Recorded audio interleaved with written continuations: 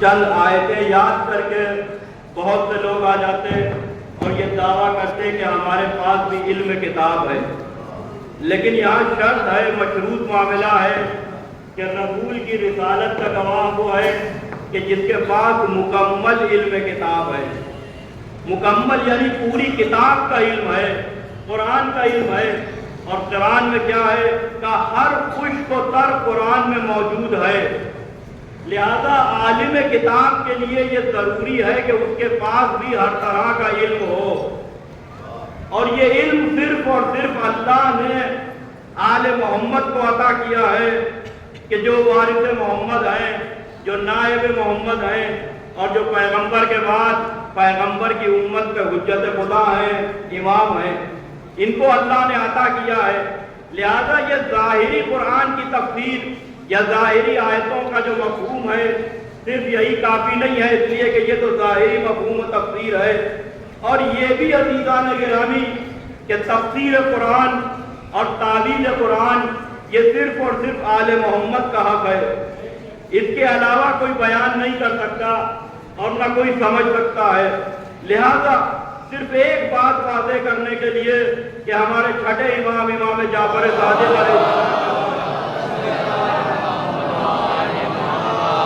صحابی آیا جس کا نام تاریخ میں ابو محمد لکھا ہوا ہے، اور آ کے اس نے پوچھا کہ آپ کو اللہ نے کون سا علم عطا کیا ہے؟ تو امام نے ارشاد فرمایا کہ ہمیں اللہ نے جامع علم عطا کیا ہے۔ کہ فرزند رسول یہ جامع علم کیا ہے؟ تو امام نے سب سے پہلے جامع علم کی تعریف نہیں کی، اس کی ڈیفینیشن نہیں بیان کی، اس کا تعارف نہیں، بلکہ ارشاد فرمایا کہ اللہ کے ستائش ہے وہ ذات کہ جس نے بنی اسرائیل کے انبیاء کو اور بنی اسرائیل کے علماء کو علم عطا کیا، مگر یہ علم جامع علم نہیں ہے۔ اب بنی اسرائیل کے تمام انبیاء کی فہرست آپ پڑھیے تو اس میں حضرت موسیٰ بھی ہیں، حضرت عیسیٰ بھی ہیں، تو اس گفتگو سے امام کے یہ بات واضح ہے کہ جو علم حضرت موسیٰ کے پاس ہے، جو علم حضرت عیسیٰ کے پاس ہے، وہ علم اس درجے کا نہیں ہے کہ جو آل محمد کو عطا کیا گیا۔ جامع علم اللہ نے ہمیں عطا کیا۔ ہاتھوں کو جوڑ کے کہنے لگے فرزند رسول یہ جامع علم کیا ہے؟ کہ تخلیق کائنات سے لے کے قیامت تک جتنے بھی علوم ہیں، جتنے بھی واقعات رونما ہو چکے اور جتنے ہوں گے، ان تمام کا علم اللہ نے ہمیں عطا کیا ہے، اور یہی ہے علم جامع۔ اور اس کے بعد اسی گفتگو میں امام نے ایک مرتبہ مصحف جناب زہرا کا ذکر بھی کیا۔ مصحف جناب زہرا جو صحیفہ جناب زہرا سے منسوب ہے، اور جب ان کے وارث آئیں گے یوسف زہرا ساکن غیبت حضرت حجت علیہ السلام اطلاعات دیں گے، تو اسی صحیفے کو لے کے آئیں گے۔ اس صحیفے کے سلسلے میں امام نے ارشاد فرمایا کہ قرآن مجید کے جو ظاہری الفاظ ہیں آیات میں، سوروں میں، ان میں سے ایک لفظ کا بھی استعمال مصحف جناب زہرا میں جناب زہرا نے نہیں کیا ہے، ایک لفظ کا بھی، لیکن اس کے باوجود تفسیر اور تعویل کے اعتبار سے یہ سب سے بلند درجے پہ فائز ہے، اس لیے کہ اس میں جناب زہرا نے باطنی الفاظ جو قرآن مجید کے باطنی معنی ہیں اور باطنی مفہوم ہے آیات کے اور سورے کو اسے تفصیل سے بیان کیا ہے۔ اور اسی مصحف جناب زہرا کے لیے ہمیں طعنہ دیا جاتا ہے کہ شیعوں کا ایک قرآن الگ ہے، اور ان کا عقیدہ یہ ہے کہ جب آخری آئیں گے تو اس قرآن کو لے کے آئیں گے۔ عزیزان گرامی، امت مسلمہ کے لیے جواب یہ ہے کہ ہمارے یہاں تو قرآن الگ نہیں ہے، لیکن تم آل محمد کا شکریہ ادا کرو، اس لیے کہ آل محمد اگر نہ ہوتے تو تمہارے پاس ایک قرآن الگ سے ضرور ہوتا۔ بھائی میں آپ کی سماعتوں پہ بھروسہ کر کے بڑی جلدی تاکہ وقت کے اندر بات کو مکمل کروں، مجھے پورا بھروسہ ہے کہ پوری تاریخ آپ کے سامنے ہے، ایک جملے میں تاریخ سمٹی ہوئی ہے کہ اگر آل محمد نہ ہوتے تو تمہارے پاس ایک الگ سے قرآن ضرور ہوتا، اس لیے کہ پیغمبر کے بعد مسلمانوں کے دوسرے خلیفہ کی پوری کوشش تھی کہ کچھ آیتیں اپنے لیے بھی وہ اپنے دوستوں سے گڑوا لے، جیسے احادیث گڑوائی گئیں، لیکن درمیان میں ایک تو جناب امیر آ گئے، دوسرے مدینے میں ان کا کیریکٹر اتنا بدنام تھا کہ انہیں دو گواہ نہیں ملے۔ ایک صلوات بھیجے محمد والے محمد میں۔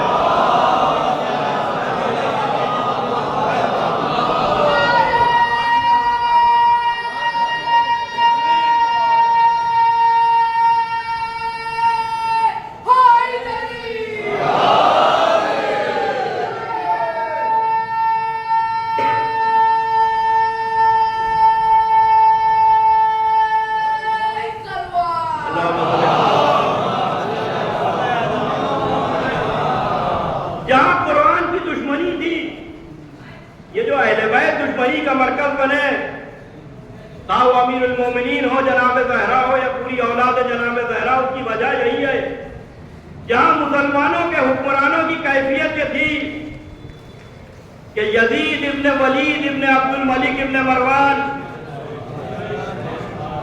یہ جو ان کے یہاں 12 کی فہرست ہے۔ اب آپ دشمنی اہل بیت دیکھیے کہ چونکہ پیغمبر کی حدیث متفقہ علیہ ہے کہ میرے بعد میری امت میں 12 ہوں گے، لہذا 12 تو کرنا تھے۔ اب وہ کیسے کیے؟ تو اس میں ولید ابن عبد الملک، یزید ابن ولید ابن عبد الملک ابن مروان جیسوں کو شامل کیا گیا، جس کی کیفیت یہ ہے کہ یہ حج کے لیے جا رہا ہے اور اس ارادے سے جا رہا تھا کہ بام کعبہ پہ جا کے شراب پیوں گا۔ یہ مسلمانوں کے خلیفہ ہیں جن کی تعداد 12 کی تعداد میں یہ ہے کہ کعبے کی چھت پہ جا کے شراب پیئیں گے، اور اس کے بعد کہتا ہے کہ ابھی میں قرآن سے بھی پوچھ لوں کہ میرا یہ عمل کیسا ہے۔ جیسے ہی قرآن کھولا تو وہ آیتیں کہ جو ظالمین کے لیے وارد ہوئی ہیں، جس میں ظالموں کی مذمت ہے، وہ آیت نکل آئی۔ اب کہتا ہے کہ جب اللہ نے مجھے ظالم کہہ دیا، لہذا اب میں چاہے جو کروں۔ ایک مرتبہ تیر و کمان کو اٹھایا اور قرآن کو پارا پارا کر دیا۔ یہ ہے عزیزان گرامی مسلمانوں کے خلیفہ اور مسلمانوں کے حاکم کے جنہیں اہل بیت کے مقابلے پہ لایا گیا۔ اور جس وقت اہل بیت نے قرآن کی حفاظت کی تو اہل بیت دشمنی کا مرکز بنے، لہذا پہلے ہی دور میں کوشش ہو گئی تھی کہ قرآن میں تحریف کی جائے، قرآن کو بدلا جائے۔ لیکن عزیزان گرامی بس تمہید ختم ہو رہی ہے تاکہ گفتگو کا آغاز کر سکوں کہ قرآن مجید نے امیر المومنین کو عالم کتاب کہا ہے، کہ جن کے پاس مکمل علم کتاب ہے۔ اور کیا کہنا جناب زہرا کی حکمت کا کہ وہ دربار خلافت میں عالم کتاب کو گواہ بنا کے گئی، عالم کتاب کو گواہ بنایا تاکہ جب مسلمانوں کے خود ساختہ خلیفہ حدیث گڑھیں تو عالم کتاب سامنے ہو۔ اس لیے کہ پیغمبر نے پہلے ہی کہہ دیا کہ اگر حدیث قرآن کی آیت کے خلاف ہو تو اسے رد کر دینا۔ صلوات بھیجتے محمد والے محمد پہ۔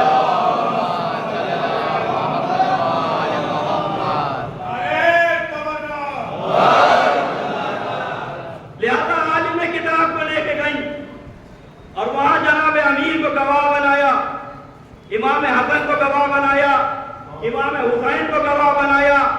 ایک عظیم حکمت کا مظاہرہ کیا جناب زہرا نے، جبکہ بی بی جانتی تھی کہ یہ علی کی گواہی کو رد کر دیں گے، شہزادی جانتی تھی کہ یہ حسن اور حسین کی گواہی کو بھی رد کر دیں گے، لیکن عزیزان گرامی گواہ بنا کے سیدہ انہیں لے گئی کہ جو مباہلے میں محمد کی رسالت کے گواہ بن کے گئے تھے، کہ اب اگر تم نے ان کی گواہی کو رد کیا تو تم نے رسالت کا انکار کیا۔ اس لیے کہ دو طرح کے لوگ ہیں رسالت کا انکار کرنے والے، ایک وہ کافر اور مشرک، اور دوسرے وہ کہ جن کے چہروں پہ اسلامی نقاب پڑی ہوئی تھی اور اس کے بعد وہ پیغمبر کی رسالت پہ بھی شک کر رہے تھے، اور پیغمبر کے لیے وہ چیزیں کہ جس کے اعتبار سے اگر تصور کر لیا جائے تو ان کے اعتبار سے پیغمبر نے قرآن کے احکامات کو نہیں مانا۔ بھئی وَآتَ الْقُرْبَىٰ حَقَّهُ قرآن مجید کی آیت ہے کہ اے محمد اپنے قرابت داروں کو ان کا حق دے دو، اور یہ کہہ رہے ہیں کہ محمد حق دے کے نہیں گئے، تو یہ رسالت کا انکار ہوا کہ نہیں ہوا؟ لہذا جناب زہرا ان لوگوں کو لے کے گئی کہ جو مباہلے رسالت کا گواہ بن کے گئے تھے۔ عزیزان گرامی، آج جب ہم فتح پڑھتے ہیں، جب ہم خلافت امیر المومنین پڑھتے ہیں تو ظاہر ہے کہ تاریخ پڑھیں گے تو پھر انکار کرنے والوں کا بھی ذکر ہوگا، اور بعض لوگ ہمیں اتحاد کی دہائی دیتے ہیں۔ اتحاد کی وجہ سے ہم اپنی آئندہ آنے والی نسلوں کو یہ بتانا نہیں چھوڑ دیں گے کہ سیدہ کا حق کس نے رد کیا تھا، علی کی خلافت کو کس نے رد کیا، حکومت کو۔ اور جب خلافت کی بات آئے تو یہ وہ خلافت نہیں ہے کہ جو الہی منصب ہے، کس کی مجال تھی کہ جو علی سے الہی منصب کو لے لیتا۔ یہاں بات حکومت کی ہے، دنیاوی حکومت کی ہے، اس لیے کہ قدیر میں پیغمبر نے جناب امیر کی ولایت اور وصایت کے ساتھ حاکمیت کا بھی اعلان کیا تھا۔ اسی لیے کہہ دیا تھا کہ جس کا میں مولا ہوں اس کے علی ہے۔ یہ جو کہا جاتا ہے کہ صاحب ہم روحانی ولایت کو مانتے ہیں، یہی دھوکہ تو دیتے ہیں صوفی ممبر پہ آ کے، بھئی آپ کو ہوشیار ہو جائیے، یہی صوفی جو ہے یہی آپ سمجھتے ہیں وہ قدیر پڑھ رہے ہیں۔ سنیے طاہر قادری کو اور پڑھیے اس کی کتاب تو آپ کو معلوم ہو جائے کہ صاحب یہ تو روحانی ولایت تو ہم بھی مانتے ہیں لیکن دنیاوی معاملات میں کسی اور کو مانتے ہیں۔ کیوں؟ کہ اس لیے کہ ان کا سن زیادہ تھا، اس سے بڑھ کر اور کوئی ظلم نہیں ہو سکتا، اور اس سے زیادہ کوئی خراب دلیل مسلمان دے ہی نہیں سکتے۔ اس لیے کہ خلافت کے موقع پر جناب امیر کی عمر ظاہری اعتبار سے الفاظ میں احتیاط تقریباً 35 برس کی ہو چکی ہے، تو 35 برس کے علی کی عمر کم نظر آ رہی ہے۔ اگر بات علمی اگر عمر کی تھی تو بدر کے موقع پہ آتے کہ جب رسول 10 ازوا کے مقابلے پر شیبہ کے مقابلے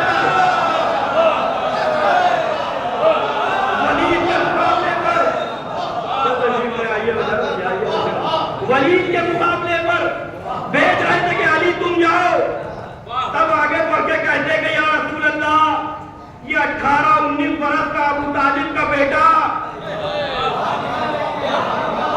اور یہ ایسا میدان کے جس میں کفار کے بڑے آئے ہیں، یہ ہمارا 60 اور 65 برس کی عمر کب کام آئے گی؟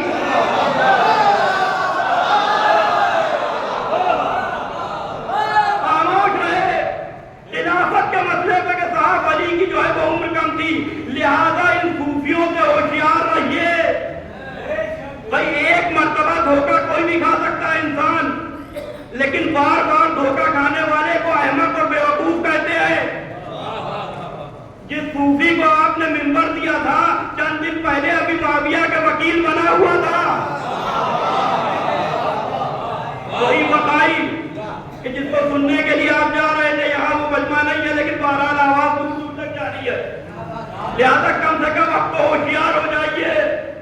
ایسے بہت سے آئے ہیں، خطیب بھی آئے ہیں، شاعر بھی آئے ہیں، اس لیے کہ انہیں یہاں اپنے یہاں نہ ایسا مجمع ملتا ہے نہ ان کے شاعروں کو ایسا مجمع ملتا ہے سننے والا۔ وہاں تو کیفیت یہ ہے کہ شکیل عارفی اتنا بڑا شاعر ہے، اس نے اتنا اچھا شعر کہہ دیا کہ دنیا کا ہر یزید اسی دم میں مر گیا، سر مل گیا، حسین کا بیعت نہیں ملی، اتنا قیمتی شعر پڑھ دیا اور مجمع خاموش بیٹھا رہا، اس کے سمجھ ہی میں نہیں آیا۔ ایک مولوی صاحب اسٹیج سے اشارہ کر رہے تھے کہ اس پہ واہ واہ ہونا چاہیے، تو وہ آپ کے یہاں خلوص میں نہیں آتے ہیں۔ ابھی پاکستان کے ایک غیر شیعہ خطیب نے کہا کہ صاحب داد تو ان کے یہاں ملتی ہے، دل تو وہی پڑھنے کا چاہتا ہے، لیکن اگر وہ پیچھے سے بینر ہٹا دے اور مجلس کا جو لکھا ہوتا ہے وہ ہٹا دے تو ہم بھی پڑھیں، تو وہ آپ کے یہاں خلوص میں نہیں آ رہے ہیں، لالچ میں آ رہے ہیں۔ لہذا ہوشیار ہو جائیے، ہمارے یہاں وہ صوفیوں والی ولایت نہیں ہے، اس لیے کہ پیغمبر نے کہہ دیا کہ جس کا میں مولا ہوں اس کے علی مولا ہے۔ اب ہمیں انصاف سے بتائیے کہ پیغمبر اپنے دور میں علی کیا روحانی پیغمبر تھے، مسلمانوں کے حاکم نہیں تھے؟ جیسے پیغمبر رسالت کے ساتھ ساتھ حکومت کی، ویسے ہی علی حکومت رسول کے وارث ہے۔ یہ ہے ہمارے کیا ولایت کا کانسیپٹ۔ ہمارے یہاں وہ ولایت نہیں ہے کہ اس معاملے میں بلا، اس معاملے میں بلا، ہمیں علی کے سامنے کوئی اچھا ہی نہیں لگتا۔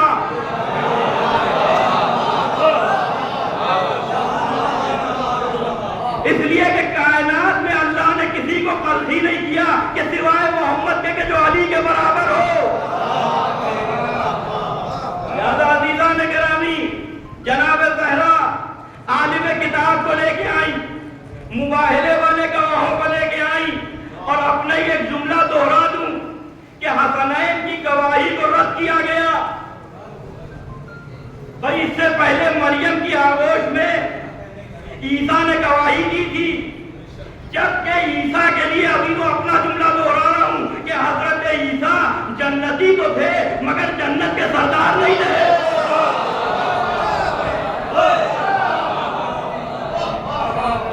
اور زہرا کے یہ دونوں بیٹے سردار ہیں۔ اب پڑھیے زیارت غدیر جو روز غدیر وارد ہے، ہمارے 10ویں امام علی النبی علیہ السلام۔ کہا جاتا ہے کہ نا صاحب کہ تبرہ پڑھ دیتے ہیں اور حالات اس طرح کے نہیں ہے کہ ایسی باتیں پڑھی جائیں، تو یہ بتاؤ کہ شیعت کے لیے حالات کب اچھے تھے؟ بھئی آج تو کم سے کم زبان کی آزادی ہے، اطمینان سے ہم اپنی بات رکھ پا رہے ہیں۔ اگر یوٹیوب پر ہزاروں وہابی چینل ہیں تو لاکھوں شیعہ چینل بھی ہے، لیکن جس زمانے میں علی کا نام لینا گناہ تھا، زبانیں کاٹی جا رہی تھی، دار پہ چڑھایا جا رہا تھا، یہ اس سے کہیں بہتر زمانہ ہے۔ لہذا اس میں جس قدر ہو سکے حق کو آشکار کیا جائے، لوگوں تک اہل بیت کی فضیلت بھی پہنچائی جائے، اور جنہوں نے اہل بیت پہ ظلم کیا ہے ان کی تعریف بھی سنائی جائے۔ لہذا 10ویں امام سے زیارت غدیر میں ارشاد فرما رہے ہیں کہ سب سے زیادہ شرمناک واقعہ یہ ہوا کہ آپ کی امامت کا انکار کیا گیا، یعنی اپنے جد کو مخاطب کر کے کہہ رہے ہیں، اور جناب زہرا کے لیے کہ صدیقہ اور طاہرہ کے حق کو قتل کیا گیا۔ یہ جو ذاکروں پر خطبہ پہ الزام لگایا جاتا ہے کہ صاحب منبر پہ پڑھ لیتے ہیں، عزیزان گرامی اگر آپ کو منافقت پہچاننا ہے تو وہ بھی منبر ہی پہ پہچان لیجئے۔ عربی میں سب پڑھتے ہیں، اردو میں پڑھتے ہیں تو برا مان جاتے ہیں۔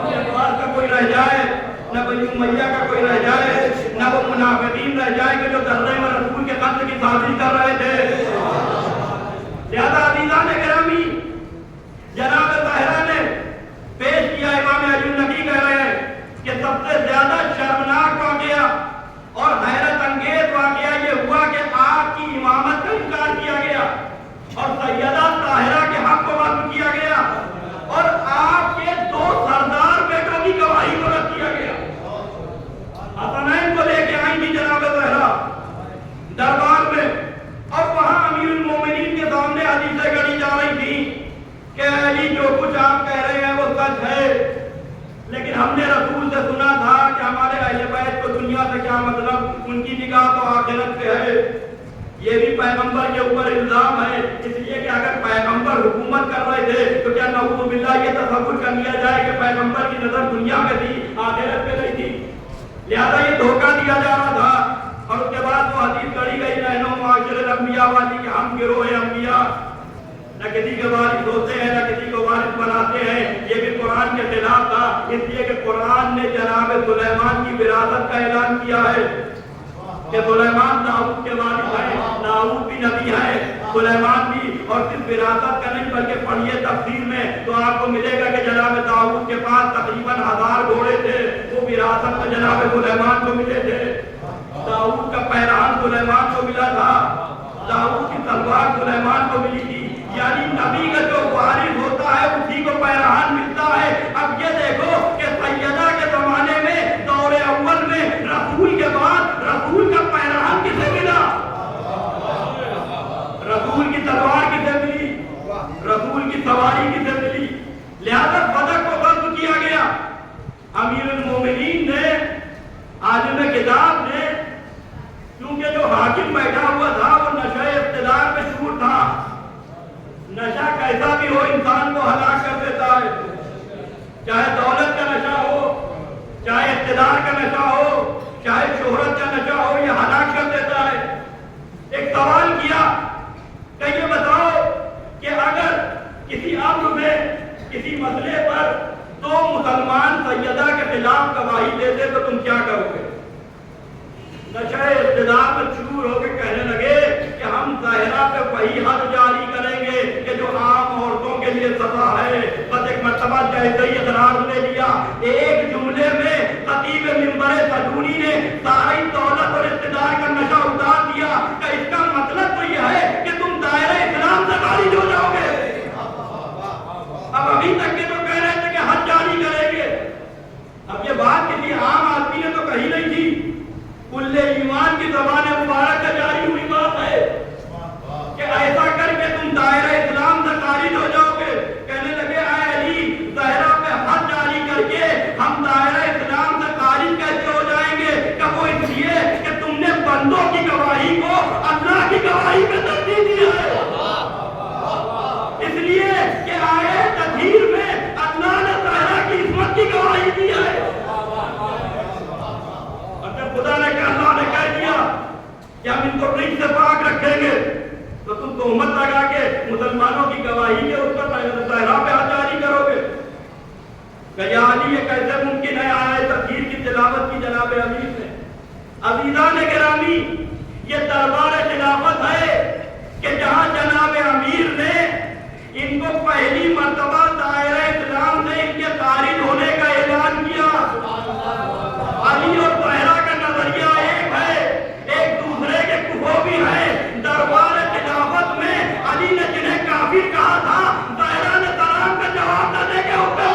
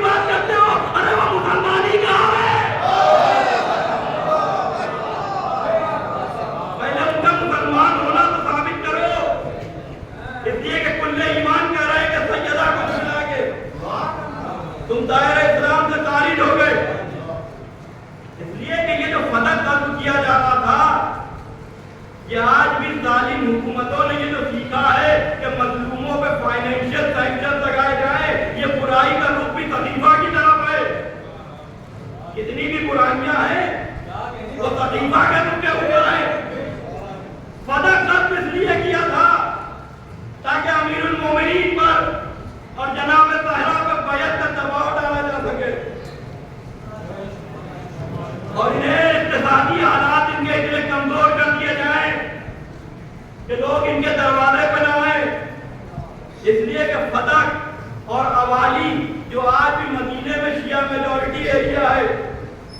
अवादी का इलाका फतह के इलाके से मुत्तसिल है।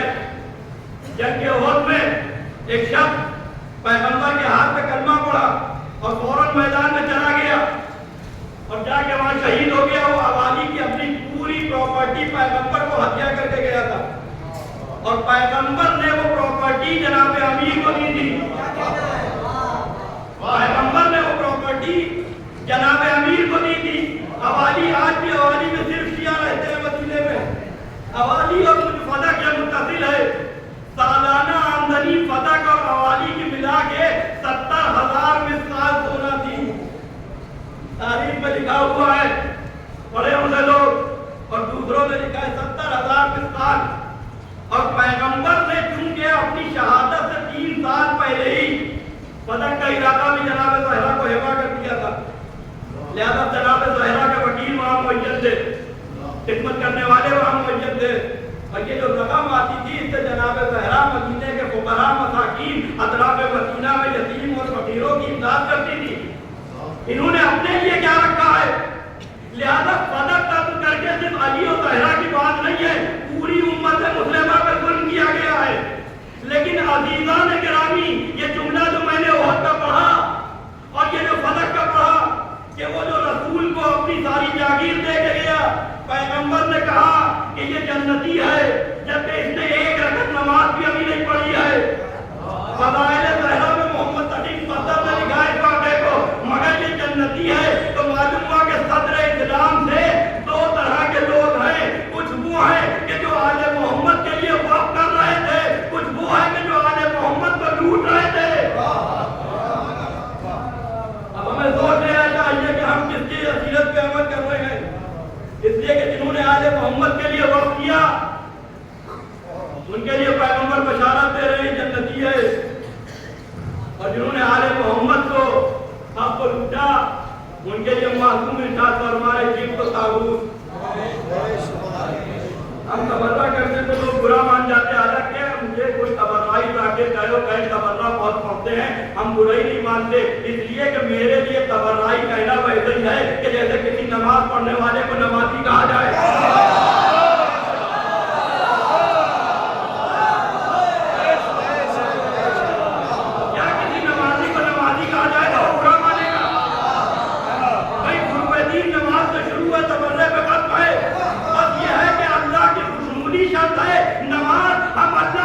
करने के लिए पढ़ते हैं तबर्रा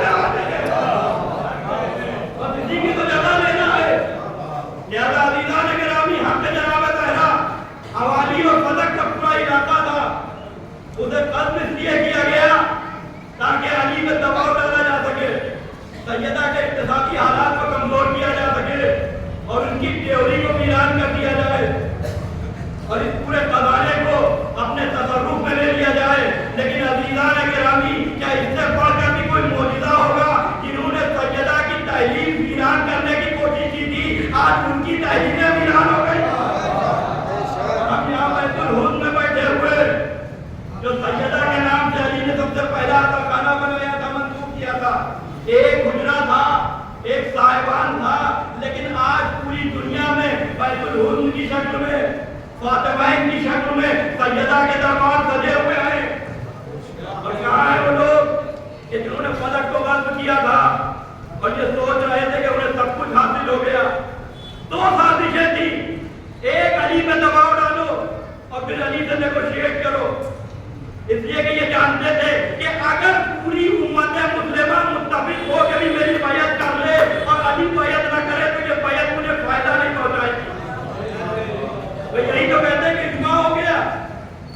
मेजॉरिटी ने बैत कर ली थी, इजमा हो गया था, तो फिर ये अली से जबरदस्ती क्यों थी? ये हक को बातिल में मखलूत किया जा रहा था, ये हक और बातिल के फर्क को खत्म करने की कोशिश की जा रही थी। पूरा अशरा इसी मौजूद पे पढ़ चुका हूँ, इन बातों को नहीं दोहराना है। लिहाजा जनाब अमीर से और जनाब ताहिरा पे दबाव डाला जा रहा था कि शायद ये नेगोशिएट करे, और अली की बैत इनके लिए इतना बड़ा मसला थी कि अगर अली बैत कर देते तो हो सकता हो कि पदक दे देते या वहां कुछ और परसेंटेज की बात होती। लेकिन अजीजान गिरामी पहले ही मंजिल पर बैत फासिद का इनकार कर कर जनाब अमीर और जनाब ताहिरा ने अपने शियों को एक पैगाम भी दिया है, और ये पैगाम यह है कि देखो अपने हक का मुतालबा करना, लेकिन अगर तालिब न दे तो उस हक को हासिल करने के लिए बैत फासिद न कर लेना।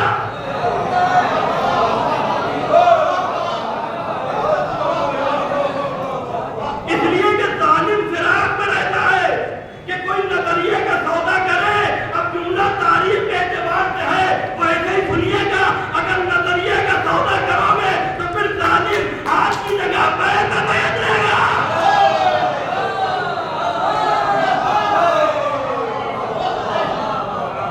लेकिन जुमले में तारीफ है, आपके समाजों पे भरोसा करके पढ़ना उसी के वक्त नहीं है कि इसका खुलासा किया जा सके। लिहाजा हक का मुतालबा करना, लेकिन उसे हासिल करने के लिए अपने ज़मीर का सौदा न कर लेना। लिहाजा अमीरुल मोमिनीन ने जुल्म बर्दाश्त किए, जनाब ज़हरा की शहादत हुई, जनाब मोहसिन शहीद किए गए, लेकिन एक लम्हे के लिए भी अली ने किसी तालिब का साथ नहीं दिया। साथ देना तो छोड़िए, जब भी अली दरबार में गए हैं हमेशा इनका को मदामत करके आए हैं। अली इनके जनाजों में शरीक नहीं हुए हैं। मदीने में अली किसी गैर मारूफ शख्सियत का नाम नहीं था, नहीं सब जानते थे कि अली से बड़ा कोई नहीं है। ये जो कहते हैं कि साहब मिंबर से पढ़ देते हैं और अली तो ताल्लुकात रखे थे, तो जरा इन तीनों में किसी एक के जनाजे का जिक्र तो बताओ कि जहाँ अली ने जाके नमाज पढ़ाई हो। नमाज पढ़ाना तो दूर, अली जनाजे में नहीं गए। यही तो कहा था सिफ्ते इब्न जौजी ने इनके उरूज में मिंबर पे कि पूछ लो मुझसे जो भी चाहे पूछ लो। वहाँ मस्जिद में एक ज़रीफ़ा पढ़ते के पीछे से बोली छे तुम वो दावा कर रहे हो कि जो मेरे मौला ने किया था, कहाँ मुझसे भी पूछ लो। क्या सब जानते हो? कहाँ सब जानते हैं, बस हम मिजाज में ये आया कि हम सब जानते हैं, हलाक हुए। ये जो सब जानने वाली एक तादाद है ना, ये बड़ी कयामत की है। इंसान भी एक साथ मिंबर पे आए थे, वो भी सब कुछ जानते थे, इतना जानते थे कि मीर अली पे तनकीद कर बैठे।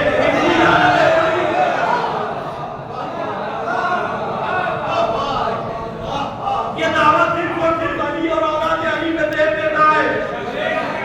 हम सब जानते हैं, सब जानते हो। कहा कि क्या अली ने कहा था कि मैं हर मोमिन के जनाजे में शिरकत करता हूँ? कहा था।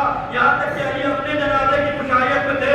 कबीर शेख क्या वजह है कि मदीने से 1000 फरसख दूर सलमान को मदाइन को दफन करने चले गए, लेकिन किसी की मैयत वहीं के करीब पड़ी रही। अली घर से नहीं निकले, जुमला के कहने लगे अगर तू मस्जिद से खुद आई है तो तुझ पे लानत, और अगर अपनी शौहर की मस्जिद से आई है तो उस पे लानत। लेकिन अली वालों को भी क्या कहना, एक मर्तबा पर्दे के नीचे से आवाज आई, शेर मुझ पर और मेरे शौहर पर लानत और मलामत बात न करना। पहले बताओ कि जो जमात में गई थी वो किसकी है?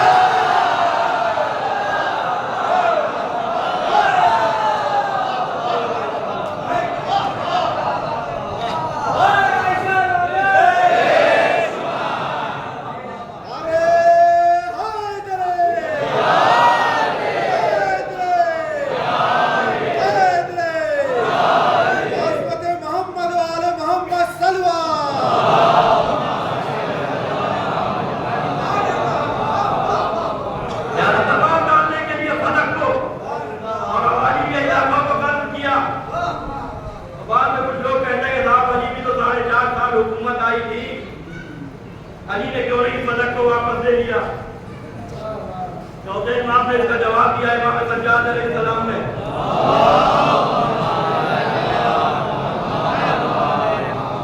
जो कोई भी हमारे हक को ज़ब्त करेगा उसकी वादागाह रोज़ क़यामत है, इसलिए कि हमारा हक अल्लाह के ऊपर है। अब वो मुकदमा वहाँ होगा। और दूसरी बात अज़ीज़ान गिरामी एक हिकमत और भी है। अव्वल तो ये कि इस 25 बरस के अरसे में यानी 11 हिजरी से लेके और 35 हिजरी जिलहिज तक फतह को इतने टुकड़े टुकड़े कर दिया गया था और इस तरह इसे नुकसान पहुंचाया गया था, यहाँ तक कि इसकी एक बहुत बड़ी जो है वो रकबा इसका मरवान को दे दिया गया था तीसरे दौर में। अब आज कल के एतबार से अगर जुमलों को और आसान कर दूं तो ये भी कहा जा सकता है कि इस 25 बरस के अरसे में फतह के मुअय्यन मुतवल्लियों ने इतने गैर कानूनी कब्जे करा दिए थे।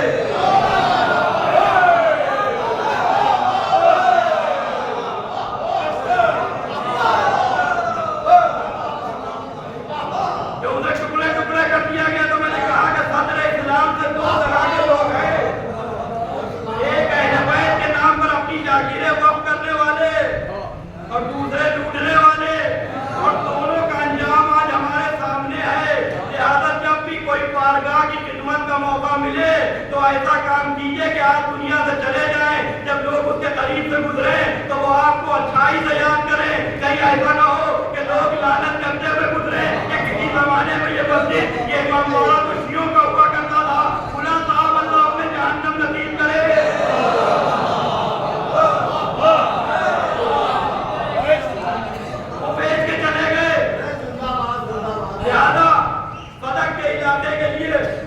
कि जहाँ वाली सदर इसमें बरकत थी, इसलिए कि ये जो इलाका था ये जंग के जरिए से हासिल नहीं हुआ था। खैबर के बाद जिस वक्त यहूदियों पे हज़रत अली का रोज़ तारी हुआ और जनाब अमीर गए खैबर के इलाके में, यही जो फतह का इलाका है पूरा, तो पैगंबर के पास डेलीगेशन आया।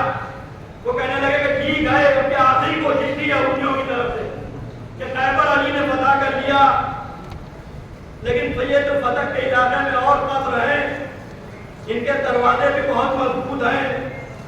वो दरबान जो बैठे हुए हैं वो अपनी ड्यूटी पे मुअय्यन है, लिहाजा आप उससे कब्जा नहीं कर पाइएगा। पैगंबर ने एक मर्तबा वो कुंजियां निकाल के उन दरवाजों के सामने रखी, मोजिज़ा दिखाया, कुंजियों को सामने रख दिया पैगंबर ने। ये पूरा डेलीगेशन आया था यहूदियों का। एक सलावत भेजते मोहम्मद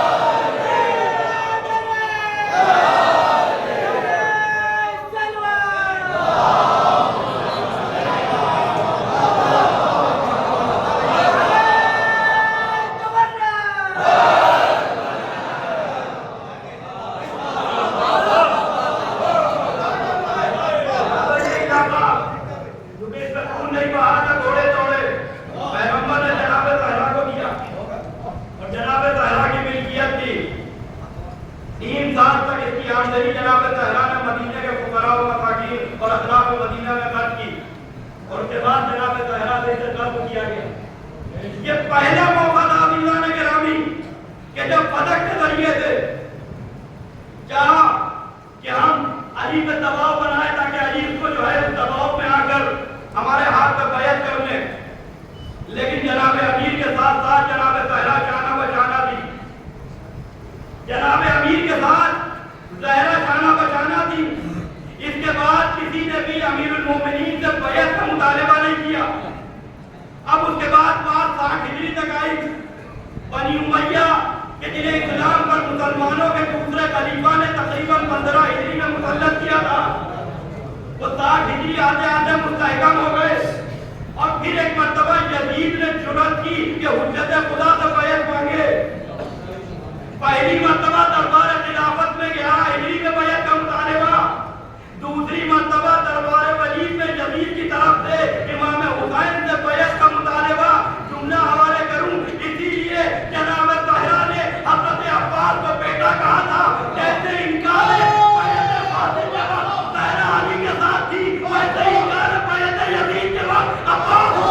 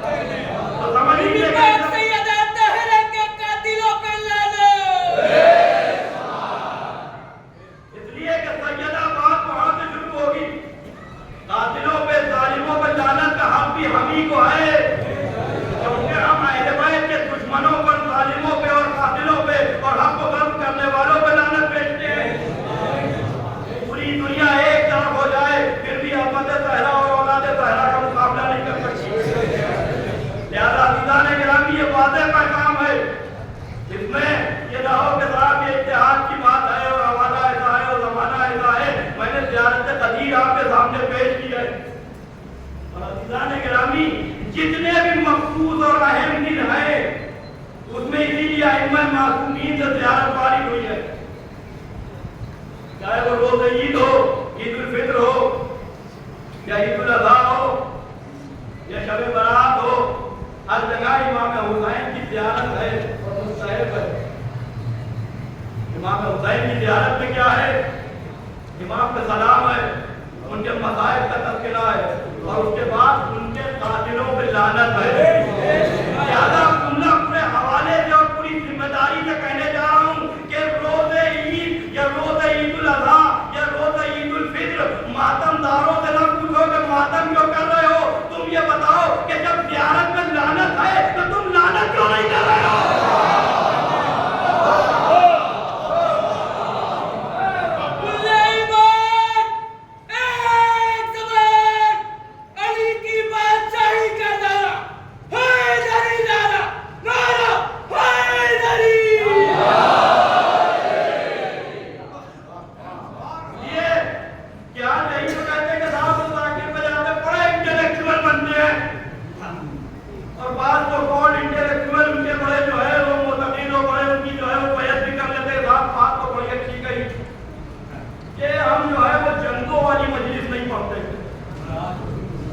ہم کام کی باتیں کرتے ہیں، ہم مقدر نہیں پڑھتے، عہد نہیں پڑھتے، ہم مندب نہیں پڑھتے، ہم حنین نہیں پڑھتے، ہم کام کی باتیں کرتے ہیں، ہم جنگوں والی مجلس نہیں پڑھتے، ہم مجمع کو خوش کرنے کے لیے نہیں پڑھتے۔ ارے مقدر کا خود اپنا جو ہے یہ اس کی قسمت ہے کہ کون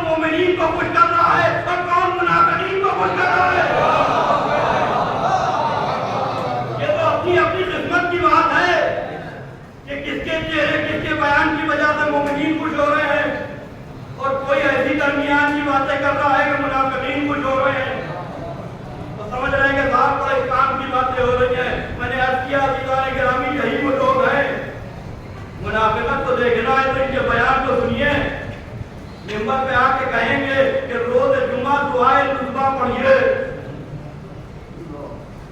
کیا ہے دعائے نصبہ میں؟ آپ بدر نہیں پڑھتے, آپ احد نہیں پڑھتے, آپ حنین نہیں پڑھتے, آپ خیبر نہیں پڑھتے, اور کہتے ہیں کہ جمعے کے دن بڑا ثواب ہے کہ دعائے نصبہ یقیناً نماز فجر کے بعد بہت ثواب ہے. اور اس کے علاوہ روز عید الفطر, روز عید الاضحیٰ اور شب برات میں بھی دعائے نصبہ کا پڑھنا بہت ثواب ہے. لیکن عزیزان گرامی یہی وہ منافق لوگ ہیں کہ جو منبر سے کہتے ہیں کہ ہم خیبر نہیں پڑھتے, حنین نہیں پڑھتے, اور دعائے نصبہ میں پڑھتے ہیں بدریاتن و خیبریاتن و حنینیہ.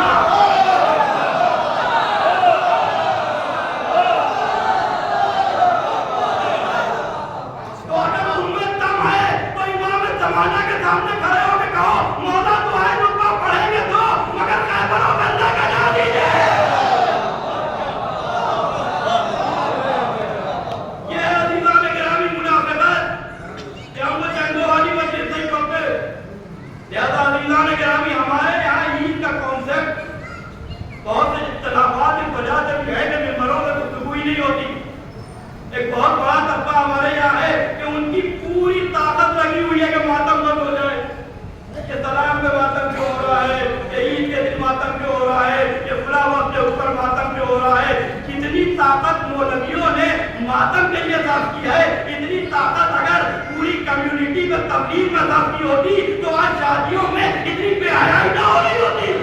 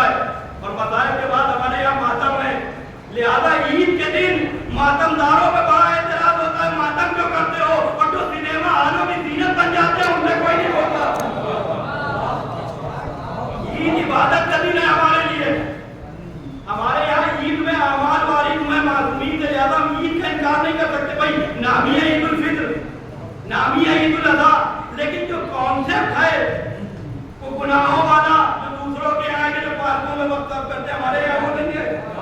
ہمارے یہاں اعمال ہے سب سے پہلے امام حسین کی زیارت والی ہے. ایک جملے میں تاریخ سمیٹے دے رہا ہوں. 25 دسمبر اگلے ہی مہینے میں کرسمس ہے, چاہے عید الاضحیٰ ہو یا عید الفطر ہو.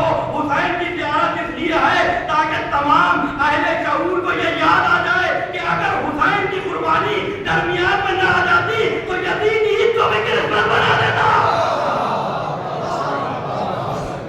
اس لیے کہ حسین کی قربانی کے شکریہ میں زیارت ہے. زیارت امام حسین عید الفطر میں زیارت امام حسین کون سا ایسا دن ہے کہ جس دن امام حسین کی زیارت والی نہیں ہے. زیادہ عزیزوں بعض چیزیں ایسی ہیں کہ جو تکلیف ہو جاتی ہے وہ گفتگو تمام ہو رہی ہے. آخری بات عید الاضحیٰ کے وقت ہم دیکھتے ہیں موقع پہ بعض ہمارے ناسمجھ نوجوان اسٹیٹس لگاتے ہیں کیونکہ عید غدیر قریب ہوتی ہے کہ بکروں والی عید چلی گئی اور وہ مومنین والی عید آ رہی ہے. فرش اعلیٰ پہ آنے والے مومنین کو یہ باتیں دیر نہیں دیتی ہیں. چاہے یہ بات کرے تو کیا کرے, اس لیے کہ عید الاضحیٰ ہے کیا؟ اسماعیل کی قربانی کو ذبح عظیم سے بدلا گیا. یعنی عید الاضحیٰ کچھ اور نہیں ہے, حسین کی شہادت عاشورے کے اعلان کا نام ہے. زیادہ اس کی توہین نہ کرو کہ وہ بکروں والی عید نہیں, حضرت ابراہیم نبی ہے, کوئی معصوم اس سے راضی نہیں ہوگا. زیارت والدہ پڑھیے, امام حسین اولاد ابراہیمی میں تو ہے, یہی تو ہو رہا ہے کہ ابراہیم کے والد تو کے سلام. عید غدیر کی ایک اپنی منزل ہے, اس کے برابر تو کوئی عید نہیں, کوئی دن نہیں. لیکن اس کے بعد یہاں ذبح عظیم سے امام حسین کی قربانی کو, اور جس دن امام حسین کی زیارت وارد ہو کیا شیعوں پہ یہ زیب دیتا ہے کہ ہم اس دن کا مذاق اڑائیں. اور یہ اعمال ہمارے یہاں معصومین کے ذریعے سے اب تک آئے ہیں. لہٰذا عزیزوں ان تمام چیزوں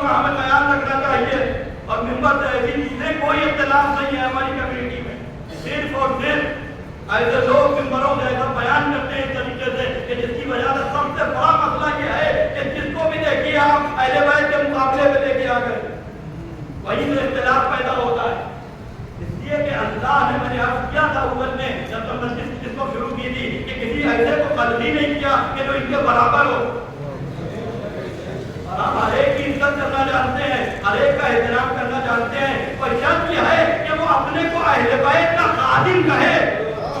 नौकर कहोगे तो सर पे बिठाएंगे और बराबरी की तो उसी पहलू पर डाल देंगे जिसमें तकीमा वाला बड़ा रहा है। इसलिए कि शरफ इनकी नौकरी में है, सारा शरफ जो है वो इनकी किस्मत में है। ये तो वो हैं कि जिनके घर में मलाइका भी आते थे तो गहवारा जुम्बानी के लिए आते थे, सैयदा की खिदमत के लिए आते थे, चक्की चलाने के लिए आते थे, दरवाजे पे इबादत के लिए आते थे। अजीजा ने गिरामी सबसे बड़ा उम्मत ने जुल्म ही यही किया है कि वो घर के जो मरकज था, जो बैत वही था जिसमें मलाइका आते थे, जिसमें पैगंबर आके सलाम करते थे। पैगंबर अभी दुनिया से गए हुए एक हफ्ता नहीं हुआ। तशीफुल मताइल में रिवायत मौजूद है 1000 लोग आगों में आग और लकड़ियां लिए हुए।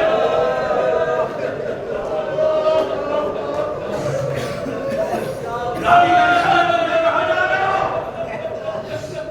कचारे जाके सैयदा के दरवाजे पर आग लगा देंगे।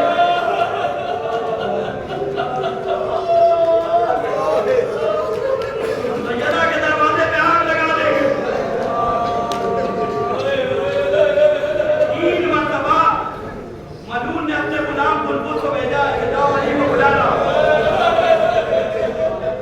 और कातिल का इकरार जुर्म बहुत अहम होता है। वाक़या करबला के बाद अब्दुल्लाह इब्न उमर शाम गया और जाके इसने यजीद से कहा कि यजीद, तेरा और हुसैन का जो मामला था वो तो था, मैं उससे कुछ नहीं कहता, वो हुकूमत का मसला था, लेकिन ये बताओ कि नबी दादियों को शाम क्यों बुलाया?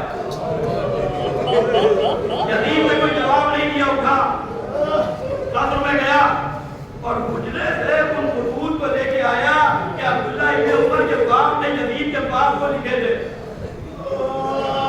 और उसमें इकरार जुर्म किया कि मैंने कैसे बुलबुल को भेजा। और तीसरी मर्तबा जब अली नहीं आए